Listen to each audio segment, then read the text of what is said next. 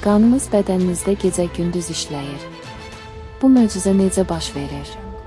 Qan dövranı bədənimizin hər bir hissəsinin yaşaması üçün həyati əhəmiyyət daşıyan sistemlərdən biridir. Ürək qanı damarlar vasitəsilə bütün orqanizmə göndərərək hüceyrələrə oksigen və qida maddələrinin çatdırılmasına kömək edir. Qan dövranı eyni zamanda bəzi tullantı maddələrin orqanlardan uzaqlaşdırılmasında mühüm rol oynayır. Hərəkətli həyat tərzi, balanslı qidalanma və siqaretdən uzaq durmaq ürək-damar sisteminin sağlamlığını dəstəkləyən əsas vərdişlərdəndir.